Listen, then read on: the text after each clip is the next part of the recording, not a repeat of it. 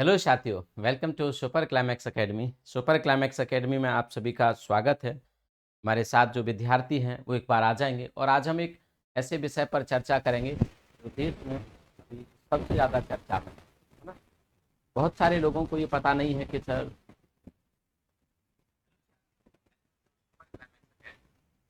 समान नागरिक संहिता क्या होता है, यूनिफॉर्म सिविल कोड क्या होता है और सर इसके आ जाने से समाज पर क्या फर्क पड़ेगी। कुछ लोगों का तो ये भी मानना है कि समाज के एक हिस्से पर ज़्यादा फर्क पड़ेगा और समाज का एक हिस्सा शायद इसके प्रभाव से वंचित रह जाएगा।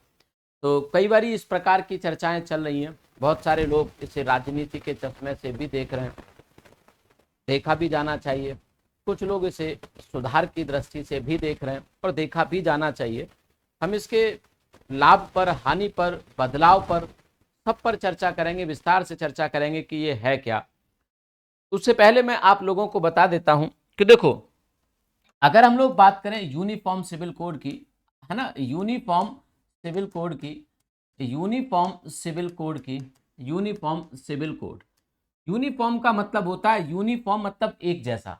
जैसे स्कूल में जब हम लोग पढ़ने जाते थे तो हम ड्रेस को यूनिफॉर्म बोलते थे कि एकदम सब विद्यार्थी यूनिफॉर्म में हैं, इसका मतलब एक जैसे कपड़ों में है। यूनिफॉर्म का मतलब होता है एक समान, अर्थात एक जैसा, मिलता जुलता, सब कुछ सब के लिए एक जैसी चीजें। तो हम ड्रेस को, जो हम कपड़े पहन के जाते थे, उसको यूनिफॉर्म बोलते थे, अर्थात एक जैसी होती थी। सबकी शर्ट एक जैसी, सबके पैंट एक जैसा, सबकी टाई एक जैसी। तो उसको समान मतलब एक जैसी चीजें होनी चाहिए, तो उसको यूनिफॉर्म बोलते हैं। तो यूनिफॉर्म का मतलब होता है समान। सिविल का मतलब होता है, दो मतलब होते हैं यहाँ पे, एक दीवानी होता है सिविल का मतलब, और एक नागरिक होता है ना, नागरिक। नागरिक का मतलब है हम सब, अर्थात किसी देश में रहने वाले लोग जो उस देश की नागरिकता रखते हैं उसको हम नागरिक कहते हैं। एक तरह से यहाँ व्यक्ति के परिप्रेक्ष्य में इसको देख लेंगे कि हम सब, जैसे हम सब मतलब देश के नागरिक हैं। तो एक ऐसा कोड या एक ऐसी संहिता जो नागरिकों के लिए समान है, एक जैसी है। इसका मतलब क्या है कि किसी भी प्रकार का व्यक्ति हो, चाहे उसकी जाति कुछ हो, चाहे उसका धर्म कुछ हो, चाहे उसका लिंग कुछ हो, चाहे वो भारत के किसी क्षेत्र में रहता हो, सभी व्यक्तियों पर, सभी नागरिकों पर एक जैसी संहिता लागू होगी। तो इसका मतलब है, यहाँ पे नागरिक शब्द से हम लोग इसको जोड़ेंगे तो समान नागरिक, और कोड का मतलब होता है संहिता, है ना। कोड का मतलब होता है संहिता। जैसे आपने कभी कंप्यूटर पढ़ा हो तो वहां कोडिंग होता है ना, छोटी छोटी चीजों को मिलाकर एक प्रोडक्ट जैसा बना दिया जाता है, एक सॉफ्टवेयर जैसा बना दिया जाता है, जिसे हम संहिता कहते हैं, अर्थात जिसे हम कोड कहते हैं। कोड का मतलब होता है बहुत सारे कानूनों का, बहुत सारे रूल को मिलाकर एक किताब तैयार करना या कानूनों का संग्रह तैयार करना। बहुत सारे नियमों का एक संग्रह, एक कलेक्शन तैयार करना हम कोड कहते हैं, है ना। तो कोड का मतलब होता है संहिता। संहिता मतलब जिसमें बहुत सारे कानून एक साथ जोड़े जाएं, बहुत सारे नियम एक साथ रखे जाएं, उसको हम संहिता कहते हैं। उसको हम क्या कहते हैं? कोड कहते हैं। जैसे भारत में अगर हम लोग बात करें तो भारत में बहुत सारे जो आपराधिक मामले हैं, है ना, भारत में बहुत सारे आपराधिक नियम हैं कि आप अगर चोरी करोगे तो आपको ये दंड मिलेगा, आप अगर किसी के साथ मारपीट करोगे तो आपकी सजा ये होगी, आप अगर किसी की हत्या करोगे तो मारपीट ये हो तो सजा ये होगी, आप किसी के खिलाफ षड्यंत्र करोगे तो तो उसकी सजा ये हो सकती है। अर्थात इन सब अपराधों को मिलाकर जहां पर एक पुस्तक तैयार की गई है उसे हम लोग कहते हैं सीआरपीसी, है ना। अर्थात पीसी मतलब कोड, सी मतलब कोड। तो इसका मतलब है कि जितने भी अपराध हमारे देश में हो सकते हैं उन सब अपराधों को मिलाकर एक पूरी कोड तैयार, एक पूरी संहिता तैयार की गई है, तो उसे भी संहिता कहते हैं। वैसे अब बहुत सारे कानूनों को मिलाकर जो एक पुस्तक तैयार की जाए उसे भी हम कोड कहेंगे। तो कोड का मतलब होता है कि जहां बहुत सारे कानूनों का एक साथ संग्रह, एक साथ कलेक्शन किया जाए, उसे कोड कहते हैं। अब समझे आप लोग कि यूनिफॉर्म सिविल कोड क्या होता है।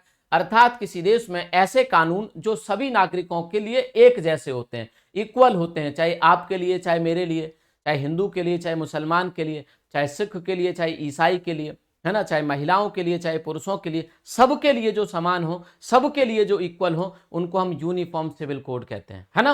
उनको हम समान नागरिक संहिता कहते हैं। भारत के संविधान में एक अनुच्छेद है अनुच्छेद है ना, भारत के संविधान में एक अनुच्छेद है जिसे 44 कहते हैं। आप सब जानते हैं कि 44 डीपीएसपी का हिस्सा है। डीपीएसपी का मतलब होता है कि राज्यों के जो कर्तव्य बताए गए हैं, है ना, राज्यों के जो कर्तव्य बताए गए हैं, डीपीएसपी के बारे में कहा गया है कि राज्य का प्रयास होगा कि इन शासन करते समय इन नीतियों को वो ध्यान में रखे, इन सिद्धांतों को वो ध्यान में रखे। डीपीएसपी हमारे शासन का मूलभूत अंग होते हैं, अर्थात डीपीएसपी में जो प्रिंसिपल्स, जो सिद्धांत लिखे गए हैं, इनको ध्यान में रखते हुए शासन किया जाता है। और इसी में एक अनुच्छेद है 44, और 44 कहता है कि भारत में राज्य का प्रयास होगा कि समान नागरिक संहिता लागू की जाए।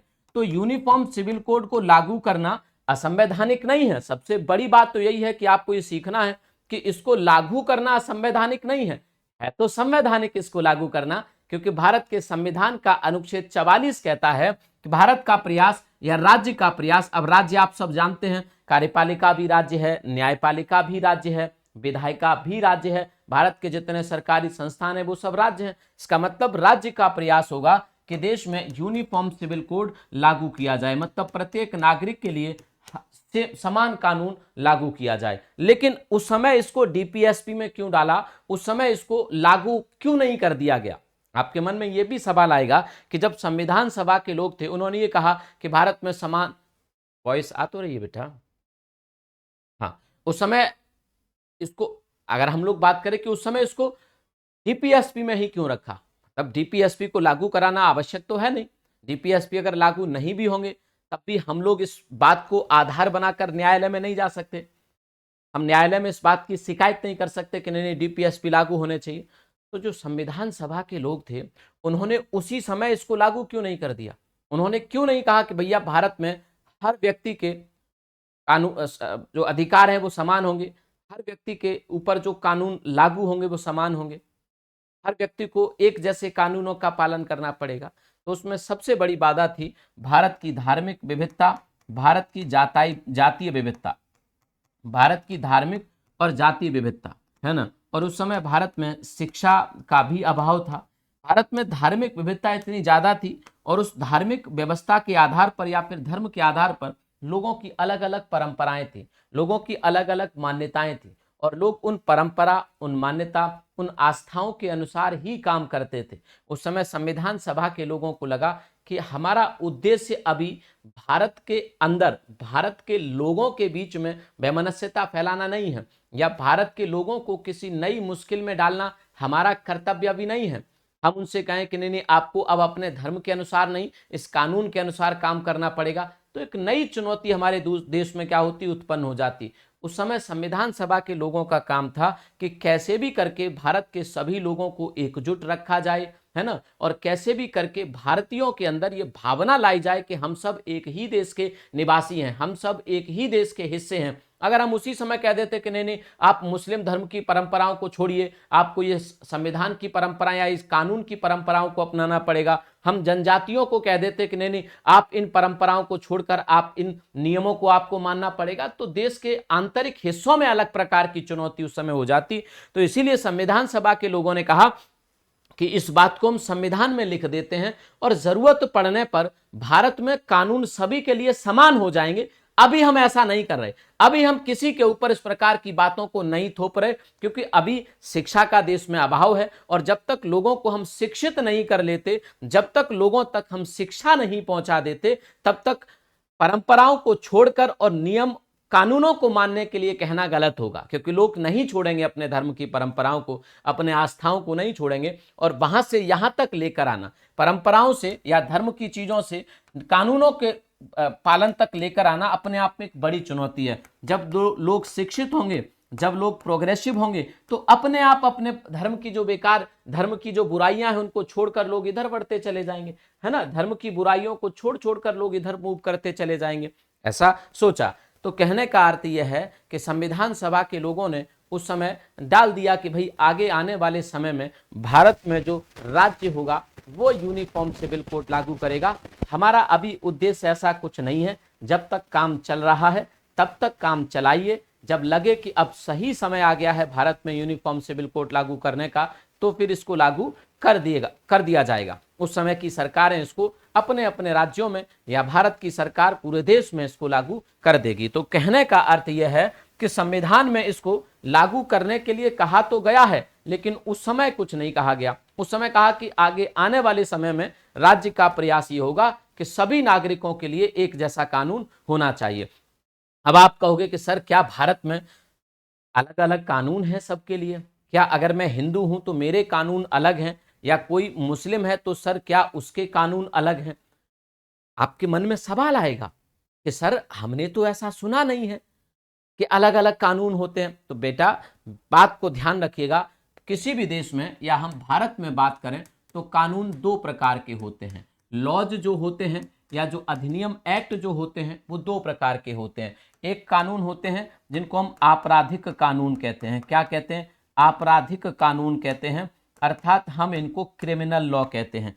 क्या कहते हैं? हम इनको क्रिमिनल लॉ कहते हैं। और क्रिमिनल लॉ चाहे कोई हिंदू हो, चाहे कोई मुसलमान हो, चाहे कोई सिख हो, चाहे कोई ईसाई हो, सबके लिए समान है ना।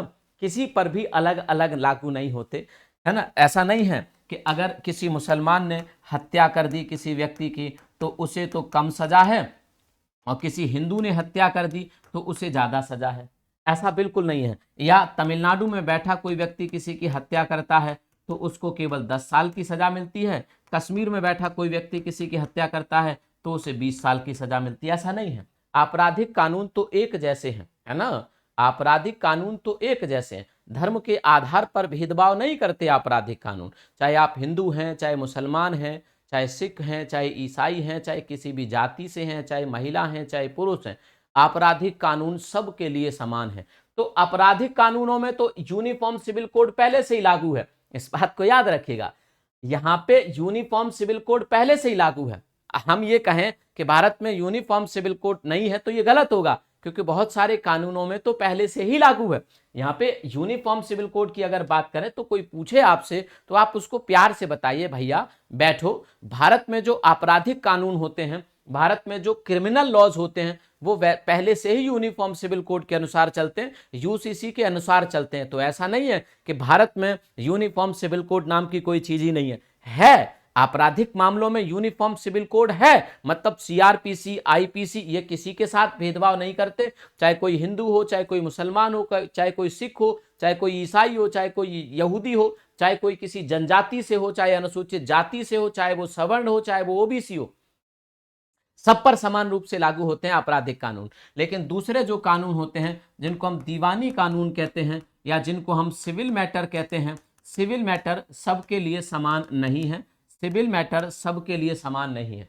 सिविल मैटर सर क्या होते हैं? ऐसे मामले जिनमें हम किसी व्यक्ति के विरुद्ध सजा की मांग नहीं करते। जैसे आप हो, आपका विवाह हो गया और विवाह होने के बाद आपकी पत्नी के साथ नहीं बन रहा है, या पत्नी आपसे तलाक लेना चाहती है, डिवोर्स लेना चाहती हैं, तो पत्नी ने कहा कि मुझे अपने पति के साथ नहीं रहना, या पति कहता है कि मुझे अपनी पत्नी के साथ नहीं रहना क्योंकि हमारी बन नहीं पाती, हमारी ट्यूनिंग नहीं बनती है। पति का मन अलग है, पत्नी का मन अलग है, दोनों स्वतंत्र होना चाहते हैं और इस विवाह से बाहर निकलना चाहते हैं। तो ये अपराध नहीं है। ऐसा नहीं है कि पति ने कुछ अपराध कर दिया या पत्नी ने कुछ अपराध कर दिया। अब इसको हम सिविल मैटर में डालेंगे कि किस प्रकार से कोई व्यक्ति तलाक ले सकता है ना। अब हम किसी व्यक्ति के खिलाफ सजा की मांग नहीं करेंगे। अब जैसे पति पत्नी आपस से अगर तलाक ले रहे हैं तो ऐसा नहीं है कि पत्नी कहेगी कि उसने मुझसे तलाक ले लिया, इसे 10 साल की सजा दे दो। तो सिविल मैटर्स ऐसे मामले होते हैं जहां हम किसी व्यक्ति के विरुद्ध सजा की मांग नहीं करते, हम उस व्यक्ति से कंपनसेशन की मांग करते हैं,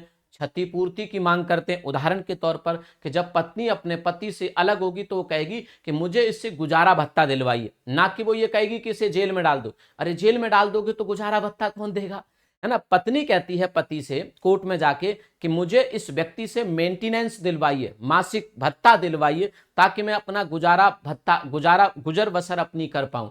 तो ऐसे मामले जहां पर कंपनसेशन की मांग की जाती है, जहां पर गुजारा भत्ता की मांग की जाती है ना, जहां पर कब्जे की मांग की जाती है ना, तो उन मामलों को हम सिविल मैटर कहते हैं। इन सिविल मैटर में किसी व्यक्ति को कोई सजा नहीं दी जाती है। ऐसे कौन से मामले होते हैं जो सर जो दीवानी मामलों में आते हैं? जैसे उदाहरण के तौर पर विवाह से संबंधित कोई मामला है ना, विवाह से संबंधित कोई मामला है, तलाक से संबंधित मामला है, उत्तराधिकार से मतलब संबंधित मामला है। उत्तराधिकार का मतलब है कि पिता की प्रॉपर्टी पुत्री को मिलेगी या पुत्र को मिलेगी, बड़े को मिलेगी या छोटे को मिलेगी, पुत्री का हिस्सा कितना होगा, ये सब उत्तराधिकार में आते हैं कि इनकी मृत्यु के बाद इस संपत्ति का वारिस कौन होगा, ये इसका मतलब है उत्तराधिकार।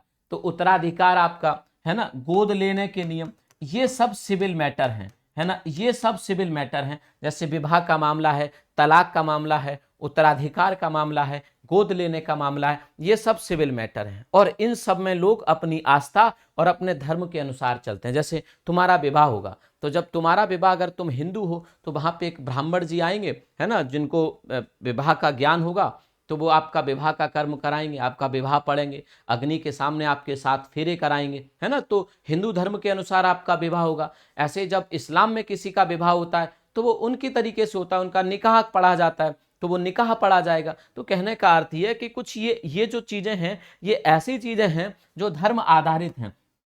कैसी है बेटा, धर्म आधारित है ना, धर्म के अनुसार चलती हैं, धर्म के अनुसार। इसमें धर्म का बड़ा एंगल है।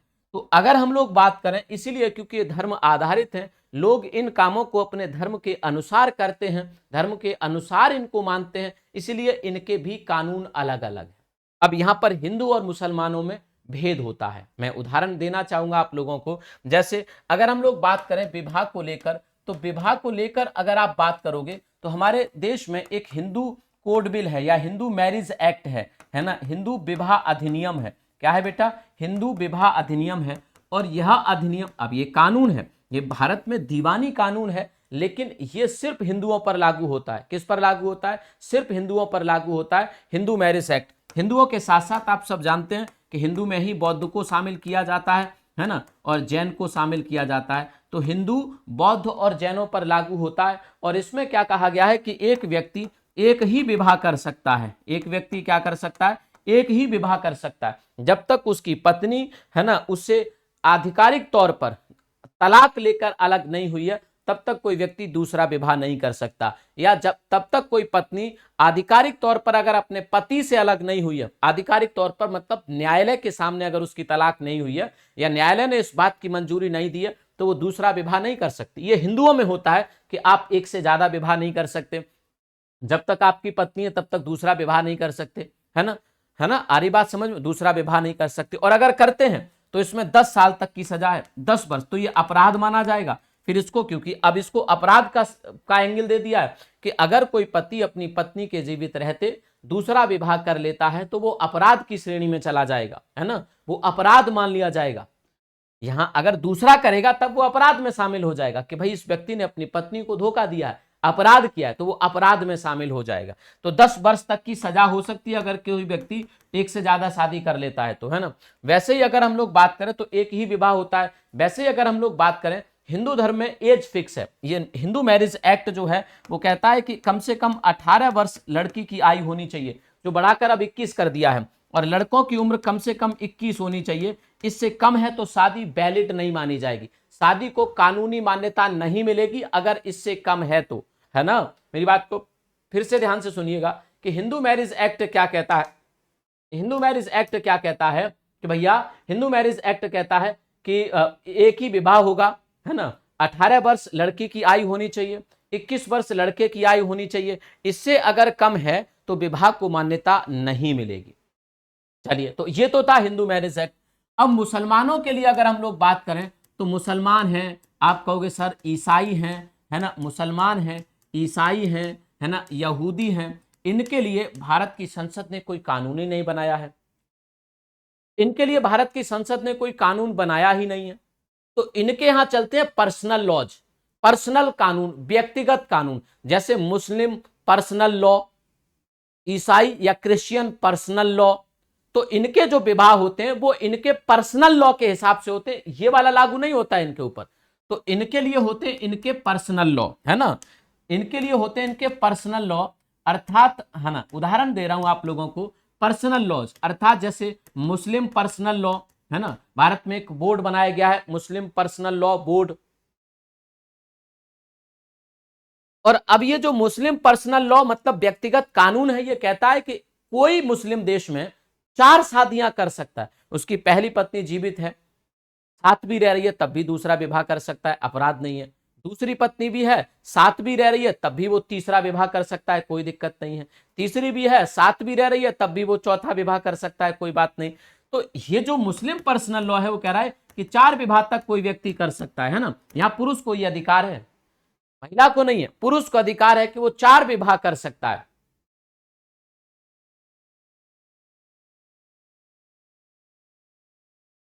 है ना। शादी की उम्र यहां 15 वर्ष निर्धारित है, 15 वर्ष, कि अगर कोई मुस्लिम 15 वर्ष की महिला से शादी कर लेता है, 15 साल की महिला से शादी करता है, तब भी कोई दिक्कत नहीं है, शादी वैलिड मानी जाएगी आपके इस कानून के मुताबिक, है ना। इस कानून के अनुसार, मुस्लिम पर्सनल लॉ के अनुसार भैया माना जाएगा कि शादी वैलिड है, कोई दिक्कत नहीं है। 4 शादी तक वो कर सकता है। 15 साल की अगर लड़की है, इससे ज्यादा की है, तब भी वो शादी वैलिड मानी जाती है, कोई दिक्कत नहीं है।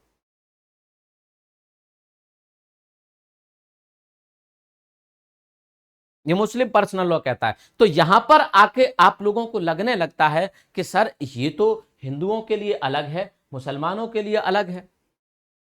आप कहोगे कि नहीं सर, मैं तो ना तो इस विधि से शादी कर रहा और ना इस विधि से शादी कर रहा, ना तो मैं पंडित जी को बुलाना चाहता, ना मौलवी को बुलाना चाहता। फिर तो आपके लिए भी इंतजाम है, कानून बनाया है संसद ने, कहा कि जो किसी धर्म के अनुसार शादी नहीं करना चाहता जो व्यक्ति, या कोई किसी धर्म को वो व्यक्ति अगर नहीं मानता, तो उसके लिए स्पेशल मैरिज एक्ट, तो उसकी शादी फिर स्पेशल मैरिज एक्ट में चली जाएगी। तो आपने यहां पे देखा कि विवाह को लेकर देश में कैसे अलग अलग नियम हैं। स्पेशल मैरिज एक्ट अलग है, हिंदू मैरिज एक्ट अलग है, पर्सनल लॉज अलग हैं, ये ईसाइयों के अलग हैं, यहूदियों के अलग हैं, मुसलमानों के अलग हैं। हिंदू हिंदू मैरिज एक्ट कहता है कि अगर कोई हिंदू युवक, है ना, किसी भी धर्म की महिला से शादी कर ले, कोई समस्या नहीं है, वो उसकी पत्नी मानी जाएगी, किसी भी धर्म की। अगर कोई हिंदू लड़का, है ना, किसी भी धर्म की महिला से शादी कर ले, वो वैलिड होगा, कोई समस्या नहीं। अगर कोई हिंदू लड़का इस्लाम से संबंधित किसी महिला से विवाह करता है, किसी क्रिश्चियन से शादी करता है, किसी यहूदी से शादी करता है, किसी पारसी से शादी करता है, कोई समस्या नहीं है, शादी वैलिड है। लेकिन इस्लाम मुस्लिम पर्सनल लॉ कहता है कि अगर कोई, है ना, मुस्लिम पर्सनल लॉ कहता है कि अगर कोई मुस्लिम लड़का, मतलब जो मुसलमान है, अगर वो नॉन मुस्लिम से विवाह कर लेता है ना, नॉन मुस्लिम लड़की से विवाह कर लेता है, तो मुस्लिम पर्सनल लॉ शादी को वैलिड नहीं करता है, वो शादी को आधिकारिक तौर पर नहीं मानता है, कहता है कि शादी गलत है। अर्थात मुस्लिम पर्सनल लॉ किसी मुस्लिम लड़के को नॉन मुस्लिम से विवाह करने का हक भी नहीं देता है। आप कहोगे सर हमने तो बहुत सारी देखी हैं। अगर आपने बहुत सारी देखी हैं तो उसमें अगला स्टेप होता है धर्म परिवर्तन का। अर्थात तब तक शादी वैलिड नहीं मानता मुस्लिम पर्सनल लॉ जब तक वो महिला अपना धर्म परिवर्तन नहीं कर लेती। यहां पे फिर महिला को कहा जाता है धर्म परिवर्तन करने के लिए। अगर ये नॉन मुस्लिम महिला मुस्लिम बन जाती है धर्म परिवर्तन करके, तो मुस्लिम पर्सनल लॉ कह देता है कि हाँ ये शादी परफेक्ट है। अर्थात मुस्लिम पर्सनल लॉ के अनुसार मुस्लिम और नॉन मुस्लिम का विवाह नहीं हो सकता, मुस्लिम और मुस्लिम का ही विवाह होगा। या फिर मुस्लिम और नॉन मुस्लिम विवाह करते हैं तो शादी के बाद धर्म परिवर्तन करना होगा, शादी के बाद चेंज करना होगा धर्म। तभी आपने देखा होगा कि भारत में ऐसे बहुत सारे कानून, बहुत सारे केस आते भी हैं कि शादी के विवाह महिला को धर्म परिवर्तन के लिए मजबूर किया। वो इनका कानून कहता है, इनके धार्मिक जो लोग हैं समाज के, अगर कोई लड़का कन्विंस भी है कि ठीक है आप अपना धर्म मानना, मैं अपना धर्म मानूंगा, तो समाज के लोग दबाव बनाते हैं कि भाई तुम्हारी विवाह हम नहीं मानेंगे, तुम्हारा तो विवाह इलीगल है, तुम्हारा तो विवाह समाज मान्यता नहीं देगा। तो बेचारा ये लड़का भी इन लोगों के दबाव में आके इस लड़की को कहता है कि नहीं तुम्हें धर्म परिवर्तन करना होगा, क्योंकि फिर ये लोग कहते हैं कि नहीं हम तुम्हारा सोशल बॉयकॉट कर देंगे, हम तुम्हें अपने ही समाज से बाहर कर देंगे। तो फिर ये लड़का इस लड़की को कहता है कि तुम धर्म परिवर्तन करना होगा, नहीं तो मेरे परिवार के लोग मेरे से दूर हो जाएंगे, मेरे रिश्तेदार मेरे से दूर हो जाएंगे, मेरे दोस्त मेरे से दूर हो जाएंगे। दबाव बना के यहाँ पे परिवर्तन करा लिया जाता है। तो अब, और तीसरा मैंने बताया आपको स्पेशल मैरिज एक्ट, वो तीसरा केस है। तो अब एक ही देश में शादी को लेकर अलग अलग कानून, जहां कहा गया है कि अगर कोई हिंदू 2 शादी कर लेता है या एक से ज्यादा शादी कर लेता है तो वो गलत है, का अपराध है, अर्थात 10 साल की सजा है। लेकिन वहीं अगर ये काम मुसलमान करता है तो वो अपराध नहीं है। अर्थात धर्म के आधार पर कोई कार्य एक के लिए अपराध है और एक के लिए अपराध नहीं है। ये अलग अलग है कि नहीं है? तो यहाँ कहा जा रहा है कि इसमें भी सेम होना चाहिए। अगर हिंदू एक शादी करने का अधिकार भारत का कानून उसे देता है, तो मुसलमान को भी यही होना चाहिए, एक ही शादी करना चाहिए। और मुस्लिम लोग ज्यादा विरोध भी नहीं कर रहे, क्योंकि किसी आज के समय पे एक पत्नी काफी है भाई। तुम्हारा तो विवाह ना हुआ, इसीलिए तुम ऐसी बातें सोच भी रहे होगे कि नहीं नहीं सर 4 तो होनी चाहिए। तुम्हारा तो हुआ नहीं, जब तुम्हारा हो जाएगा तुम्हें लगेगा एक ही काफी है भाई। तो ये लोग भी सोचते हैं कि एक ही काफी है ज्यादा। अब वो जमाना चला गया जब 3-3 4-4 शादियां होती थी इस्लाम में। अब इस्लाम में भी शादियां नहीं होती, अब एक ही शादी करते हैं सब, चाहे हिंदू हो चाहे ये हो। तो जब सब कर एक ही शादी रहे, तो क्यों ना कानून में चेंज करके उससे कह दिया जाए कि अब सब एक ही विवाह करेंगे। अगर कोई दूसरा करता भी है तो फिर ये अपराध होगा। तो ये तो था विवाह से संबंधित मामला।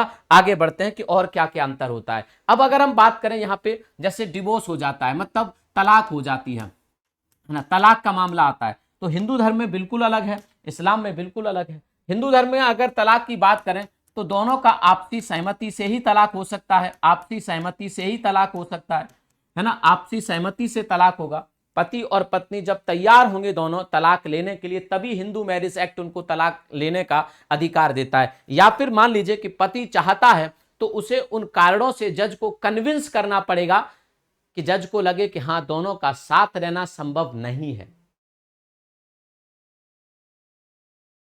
ना, दोनों का साथ रहना संभव नहीं है, तब तो जज कह देगा कि ठीक है आप अलग हो जाइए। उसमें भी समय देगा 1 साल का लगभग।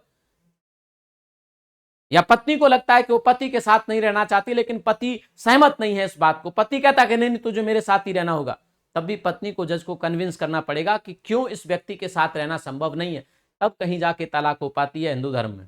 तलाक लेना आसान का काम नहीं है हिंदू धर्म में, डिवोर्स आसान का काम नहीं है। लेकिन अगर यही बात हम इस्लाम की बात करेंगे, तो इस्लाम में अब तक तो तलाक विद्दत चलता था, 3 तलाक चलता था, और 3 तलाक के लिए किसी भी कोर्ट में जाने की जरूरत नहीं होती थी, किसी भी कोर्ट में जाने की जरूरत नहीं होती थी, किसी भी न्यायालय में जाने की जरूरत नहीं होती थी, है ना। यहाँ तो 3 तलाक बोला, तलाक तलाक तलाक, चाहे व्हाट्सएप पे लिख दो चाहे बोल दो सामने से, तलाक हो गया। और एक बार अगर तलाक बोल दिया तो दोबारा भी अगर साथ में रहना है, तो शादी से पहले फिर मुस्लिम महिलाओं का हलाला कराना होता था। हलाला, हलाला का मतलब है कि किसी अन्य शिशु से शादी करनी होगी, या फिर उस प्रकार के कृत्य करने होंगे जो एक पति और पत्नी के बीच में होते हैं। तो एक बुराई, मतलब एक गलत परंपरा मानी जाती है, खुद मुस्लिम लोग इसको गलत मानते हैं और सामाजिक बुराई है हलाला। जैसे हिंदू धर्म में बहुत सारी बुराइयां थी, लेकिन अब देखने में आ रहा है कि धीरे धीरे धीरे धीरे ज्यादातर समाप्त हो चुकी हैं, तो यहां से भी धीरे धीरे समाप्त होनी चाहिए। और मेरा मानना है कि किसी भी समाज में अगर बुराइयों को समाप्त करना है, तो सबसे बढ़िया तरीका है शिक्षा। जैसे समाज शिक्षित होगा, वैसे बुराइयां अपने आप किनारा करती चली जाएंगी, है ना, अपने आप बुराइयों से व्यक्ति दूर चला जाएगा। तो आप शिक्षित करिए। यूनिफॉर्म सिविल कोड से ज्यादा जरूरी है देश के लिए शिक्षा। जैसे शिक्षा मिलेगी, व्यक्ति शिक्षित होता चला जाएगा, वो खुद ही यूनिफॉर्म सिविल कोड पर आ जाएगा। हाँ, तो सर टीना डाबी और अतर अमेर की मैरिज किस में आएगी? बेटा मुझे उनकी शादी के बारे में जानकारी नहीं है कि कौन से तरीके से उन्होंने शादी की, हिंदू धर्म के अनुसार की, इस्लाम के अनुसार की, स्पेशल मैरिज एक्ट था। अब पर्सनल बात हो गई ना ये तो अब ये तो पता होना आवश्यक है कि उन्होंने किस प्रकार से शादी की। मुझे इस बात की जानकारी नहीं है कि उन्होंने किस नियमों के साथ शादी की है, ये तो व्यक्तिगत बात हो गई है। चलिए, तो आपका, हाँ, तो मैंने क्या कहा कि अब यहाँ पे तलाक भी अलग होती है।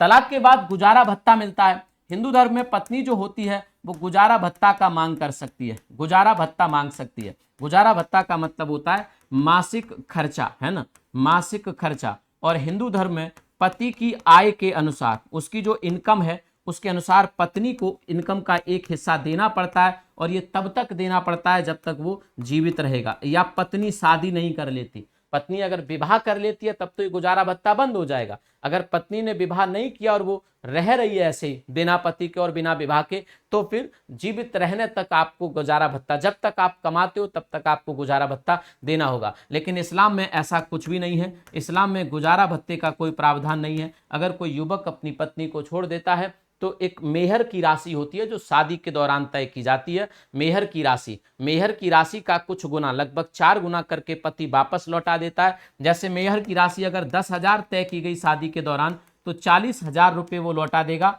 है ना, 40,000 रुपये। और उसके बाद कोई गुजारा भत्ता नहीं होता। ये भी 3-4 महीने तक को चलता है मेंटेनेंस इस्लाम में, उसके बाद कोई मेंटेनेंस नहीं होता। मुस्लिम महिला कोर्ट में जाकर मेंटेनेंस की मांग भी नहीं कर सकती, क्योंकि मुस्लिम पर्सनल लॉ ऐसा नहीं कहता, और कोई कानून भारत के संसद के द्वारा बनाया गया है नहीं ऐसा कि मुस्लिम महिला जाके मांग कर सके। इसका बढ़िया एक एग्जाम्पल मैं आप लोगों को दूंगा। बात है आज से 40 साल पुरानी, 1985 1985-86 की।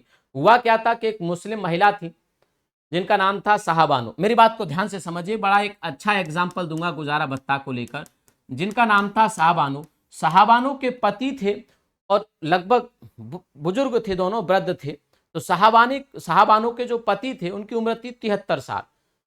73 साल, वकील पेशे से वकील थे, पढ़े लिखे व्यक्ति थे दोनों ही, साहबानो भी और उनके पति मोहम्मद खान, दोनों पढ़े लिखे पति पत्नी थी, उम्र हो रखी थी दोनों की।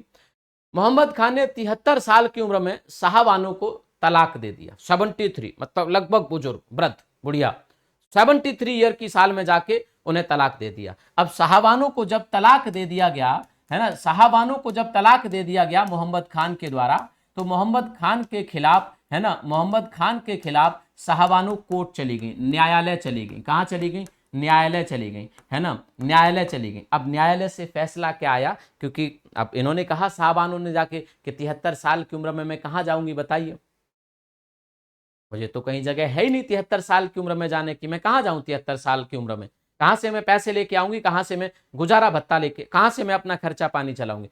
न्यायालय ने, सुप्रीम कोर्ट में केस था, उन्होंने ये निर्णय दिया कि सीआरपीसी की धारा 125 का सेक्शन 4 है, जो ये कहता है कि अगर पति अपनी पत्नी को तलाक दे देता है तो उसे मासिक गुजारा भत्ता देना होगा, है ना, मासिक गुजारा भत्ता देना होगा। और सुप्रीम कोर्ट ने इसी आधार पर मोहम्मद खान को यह आदेश दिया, है ना, मोहम्मद खान को यह आदेश दिया कि आप भी अपनी पत्नी को मासिक गुजारा भत्ता देंगे, क्योंकि सीआरपीसी की धारा 125 का सेक्शन 4 कहता है कि आप अपनी पत्नी को मासिक भत्ता देंगे।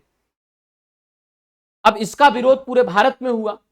पूरे भारत के जो मुसलमान थे वो इस फैसले के खिलाफ हो गए कि भैया मुस्लिम पर्सनल लॉ के हिसाब से हमारे देश में नियम चलेगा, आपके हिसाब से क्यों चलेगा? ये विवाह का मामला है, हमारा धार्मिक मामला है, हम आपके कानून को नहीं मानेंगे, हम आपके फैसले को नहीं मानेंगे। पूरे भारत में इसका विरोध हुआ। अब इधर सरकार थी देश में राजीव गांधी की। राजीव गांधी ने कहा कि एक महिला के अधिकारों को लेकर ये फैसला आया है, इसमें बुरा क्या है? ये तो होना चाहिए कि अगर कोई महिला इस उम्र में अपने पति के द्वारा तलाक उस महिला को दिया जाता है तो उसे गुजारा भत्ता देना चाहिए। कहते हैं कि केंद्र की सरकार ने इस फैसले की खुल के आराम से तारीफ की। थोड़े ही दिन में चुनाव थे, थोड़े ही दिनों में, और एक एक करके कई राज्यों में कांग्रेस हार गई। मुसलमानों को लगा कि कांग्रेस हमारी बात नहीं कह रही है, और उन्होंने वोट नहीं किया कांग्रेस को, कांग्रेस हार गई। और जब कांग्रेस हार गई तो फिर कांग्रेस को लगा कि अब स्टैंड लेना होगा, अब मुसलमानों को ये दिखाना पड़ेगा कि हम आपके साथ हैं। पहले तो स्वागत किया राजीव गांधी ने कि बहुत बढ़िया फैसला आया है, साहबानों के अधिकारों की रक्षा हुई है। लेकिन जब लगा कि भैया राजनीति कहीं और ले जा रही है, नुकसान होगा हमारी पार्टी को, तो उन्होंने एक कानून पारित कर दिया, Muslim women's protection of right on divorce. Divorce मतलब तलाक। और ये कानून बनाकर मुसलमानों को, है ना, कानून बनाकर मुसलमानों को सीआरपीसी की धारा 125 से बाहर कर दिया। कहा कि ये धारा मुसलमानों पर लागू नहीं होगी, ये धारा, क्योंकि सीआरपीसी तो सब पर लागू होता था, आपराधिक कानून है। कहा कि ये धारा मुसलमानों पर लागू नहीं होगी, है ना, मुसलमानों पर लागू नहीं है, अर्थात मुस्लिम पुरुष को तलाक के बाद गुजारा भत्ता देने की आवश्यकता नहीं है। और फिर ये चर्चा में विषय बना कि कांग्रेस चाहती क्या है। कांग्रेस ये चाहती है कि देश में सब पर समान रूप से कानून लागू हो, या फिर सबके अलग अलग कानून लागू हो। कहते भी हैं इस बात को कि कांग्रेस में हमेशा से इस बात को लेकर कंफ्यूजन रहा है कि यूसीसी लागू होनी चाहिए या नहीं होनी चाहिए। इसके विपरीत इसकी जो विरोधी पार्टी है बीजेपी, इसका हमेशा से क्लियर स्टैंड रहा है कि देश में यूसीसी लागू होना चाहिए, हमेशा से। ये बात अलग है कि अब जब चुनाव आते हैं तभी वो इसकी बात करते हैं, उससे पहले नहीं करते, क्योंकि उनको लगता है कि देश का एक बड़ा समुदाय जो हिंदू समुदाय है उसको लगेगा कि देखो अब मोदी जी ने इनके ऊपर नकेल कस दी, और अब वो एकजुट हो जाएगा कि देखो अगर कोई सबक सिखा सकता है तो मोदी जी। ऐसा नहीं है, इसका मतलब ये नहीं है कि मुसलमानों को इसका कुछ नुकसान हो जाएगा यूसीसी का। जो हमारे मुस्लिम भाई हैं, मैं उनको भी कहना चाहता हूं, कोई आपके ऊपर फर्क नहीं पड़ रहा। या वही है, जो आप नहीं करते उन्हीं चीजों को सुधारा जाएगा। आप इस बात की चिंता मत करिए कि आप 4 शादियां करते नहीं करते, तो अगर लिख दिया जाए कि एक ही शादी कर सकते हो तो क्या दिक्कत है। 4 तो वैसे भी नहीं करते ना, ऐसे हमारे हिंदू भाई भी 4 नहीं करते, वो भी एक ही करते हैं। अगर कह दिया जाए उनको कि 4 कर लो, तो क्या 4 कर लेंगे हिंदू भाई? नहीं करेंगे, है ना। तो यहां पे ऐसा कुछ किसी के ऊपर कोई मुसीबत नहीं आ रही है जो कहा जा रहा है कि नहीं नहीं इससे मुसलमानों को बहुत नुकसान होगा, हिंदुओं को बहुत फायदा होगा। बहुत ज्यादा फर्क किसी के ऊपर नहीं पड़ेगा। ये प्रोग्रेसिव चीजें हैं, इनसे सुधार आएगा समाज में, मुस्लिम महिलाओं के अधिकारों की भी रक्षा होगी, है ना, समाज की रक्षा होगी, सब कुछ बढ़िया चलेगा। तो मैंने क्या कहा, मैंने कहा कि अब कांग्रेस ने एक कानून बनाया और कानून बनाकर सीआरपीसी की धारा 125 से मुसलमानों को बाहर कर दिया और कहा कि अगर तलाक होती है इस्लाम में तो पति पत्नी को गुजारा भत्ता नहीं देगा, कोई जरूरत नहीं है। तो अब दूसरी बात क्या आ गई कि हिंदू धर्म में तो निरंतर गुजारा भत्ता दिया जाता है, लेकिन इस्लाम में निरंतर गुजारा भत्ता नहीं दिया जाता। ठीक है, हिंदू धर्म में जो उत्तराधिकार होता है, अर्थात जो प्रॉपर्टी में हिस्सा होता है, वो जन्म से ही बच्चों को मिल जाता है। जैसे हिंदू धर्म में बेटा बेटी पैदा हुए तो वो उस संपत्ति के वारिस हो जाते हैं जो माता पिता की है, लेकिन इस्लाम में ऐसा नहीं होता है ना। इस्लाम में माता पिता की मृत्यु के बाद ही संपत्ति पर हक जता सकते हैं उनके पुत्र पुत्रियां, लेकिन हिंदू धर्म में ऐसा नहीं होता है। हिंदू धर्म में पहले से ही जन्म के साथ ही संपत्ति में हिस्सेदारी हो जाती है। तो यहाँ पे देखा आपने, उत्तराधिकार के नियम भी अलग अलग हैं। उसी प्रकार से अगर मैं बात करूं यहाँ पे आप लोगों से कि हिंदू धर्म में क्या है, हिंदू मैरिज एक्ट के अनुसार कि माता पिता की संपत्ति में बेटा व बेटी, है ना, बेटा व बेटी का जो हिस्सा है वो 50-50% है। जैसे मान लीजिए किसी व्यक्ति के 2 बेटा 2 बेटियां हैं, है ना, 2 बेटा 2 बेटियां, मतलब 4 हैं टोटल, और उनके पास मान लीजिए 100 करोड़ की संपत्ति है, तो चारों में बराबर बटेगी, 25-25 करोड़ बराबर बटेगी। लेकिन अगर यही इस्लाम में हो तो इस्लाम में क्या होता है कि बेटा जो पुत्र होता है उसकी संपत्ति में 50% हिस्सा, और बाकी अगर पुत्री बची तो उनका 25% हिस्सा, मतलब जितना पुत्र को मिलेगा उसके जस्ट आधी ही पुत्री को संपत्ति मिलती है। ये इस्लाम में होता है। इस्लाम में पुत्र और पुत्री की संपत्ति में हिस्सेदारी बराबर नहीं होती है। आप पूछिएगा अपने किसी मित्र से, आपने किसी मोहल्ले में अगर कोई हो तो वहां बराबर नहीं होती है। आपको मेरी बात समझ भी आ रही जो मैं समझा रहा हूं? आप एक बार बताओ मुझे कमेंट करके कि हाँ सर हमें ये बात समझ आ रही है। आप लोग बताओ, अगर आपको समझ आ रही है तो आप लोग एक बार बताओ कि सर ये बात समझ आ रही है हमें।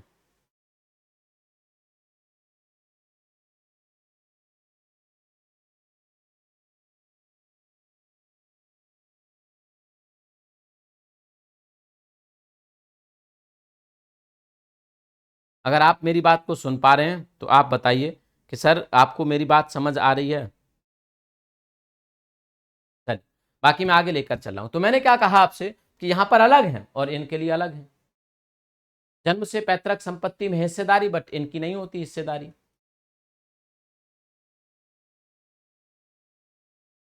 तो ये तो था धर्म को लेकर। अब हमारे देश में बहुत सारी जनजातियां हैं, बहुत सारी जनजातियां, है ना। जनजातियों में बहुत सारी परंपराएं हैं, विवाह के नियम अलग हैं, संपत्ति के बंटवारे के नियम अलग हैं। तो यूनिफॉर्म सिविल कोड का फर्क इन पर भी जाएगा। बहुत सारी जनजातियों की जो परंपराएं हैं उन परंपराओं पर खतरा मंडराने लगेगा जैसे यूनिफॉर्म सिविल कोड लागू होगा, क्योंकि सब पर समान रूप से, फिर कोई बचेगा नहीं। जो कानून बनेगा देश में वो सभी पर समान रूप से लागू होगा। हाँ, यूसीसी के विरोध और समर्थन की बात जहां तक है पहले नहीं हो सकती, क्योंकि हमने तो देखा ही नहीं यूसीसी में क्या लिखा जाएगा क्या नहीं लिखा जाएगा। हमें पता ही नहीं है कि कैसा यूसीसी होगा। यूसीसी कह देने से हमें किसी एक इमेज दिखाई नहीं दे जाती कि ये होता है यूसीसी। यूसीसी किस हद तक या किस प्रकार का होगा ये तो बनने पर ही पता लगेगा ना। अगर उसमें लिख दिया जाए कि देश में कोई भी पुरुष कोई भी शादी नहीं करेगा, फिर तो सब इसका विरोध करेंगे, है ना। अब ये मोदी जी कहें कि मैं तो यूसीसी लागू करता हूं, सब मेरे जैसे रहेंगे या सब योगी जी के जैसे रहेंगे कि कोई विवाह नहीं करेगा, तो इसका तो विरोध करेंगे सब। मैं एक एग्जांपल दे रहा हूं आपको कि कब विरोध करना है और कब सपोर्ट करना है। तो इसका विरोध तो सब करेंगे। लेकिन अगर उसमें लिख दिया जाए कि प्रत्येक व्यक्ति को एक विवाह करने का अधिकार है और जब तक उनका पति या पत्नी जीवित है तब तक वो दूसरा नहीं कर सकते, इसका विरोध कोई क्यों करेगा? नहीं ना।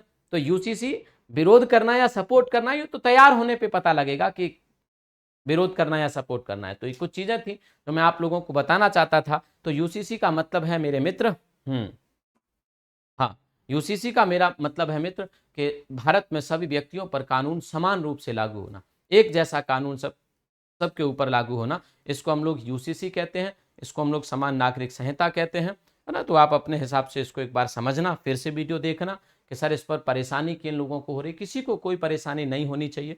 हमारे धर्म में कुछ जो बुराइयां होती हैं उन बुराइयों की समाप्ति होगी। इस्लाम में भी कुछ बुराइयां हैं, हिंदू धर्म में भी कुछ बुराइयां हैं, सबके लिए एक जैसे कानून तैयार हो जाएंगे, है ना। सिविल मैटर्स में एक जैसा, आपराधिक मैटर्स पहले से ही एक जैसे हैं, उनमें कुछ भी बदलाव नहीं होने जा रहा। तो सिविल मैटर्स भी अब एक जैसे हो जाएंगे, उत्तराधिकार के नियम सेम हो जाएंगे, गोद लेने के नियम सेम हो जाएंगे, तलाक के नियम सेम हो जाएंगे, विवाह के नियम सेम हो जाएंगे, और बंटवारे के नियम सेम हो जाएंगे। तो ये सब एक जैसे कानून सबके लिए हो जाएंगे, है ना। हो सकता है कि कुछ कानून हिंदुओं के लिए भी बदल जाए, कुछ कानून मुसलमानों के लिए भी बदल जाएं, है ना। क्योंकि अभी मान लीजिए जो नियम हिंदुओं के लिए है उनमें भी कुछ परिवर्तन करके अलग किया जा सकता है, और वही नियम इस्लाम पर भी लागू होंगे फिर। तो अभी नहीं कहा जा सकता कि किसको दिक्कत होगी और किसको दिक्कत नहीं होगी, क्योंकि अभी नहीं पता कि कौन सा कानून होगा, क्या बनेगा यूनिफॉर्म सिविल कोड में, कौन से कानूनों को लागू किया जाएगा। क्योंकि यूनिफॉर्म सिविल कोड कह देने से कानून नहीं पता लग जाता। यूनिफॉर्म सिविल कोड का मतलब तो सिर्फ इतना है कि एक जैसे कानून सब पर लागू होने चाहिए, लेकिन वो एक जैसे कानून है क्या, जब ये पता लगेगा तभी तो इसका विरोध और इसका समर्थन करेंगे, है ना। चलिएगा, तो आज के सेशन को हम लोग यहीं तक रखेंगे। कैसी लगी क्लास इस बारे में आप लोग जरूर बताइएगा। बाकी आप सभी का शुक्रिया। क्लास को लाइक जरूर करेंगे, चैनल को सब्सक्राइब जरूर करेंगे। Thank you.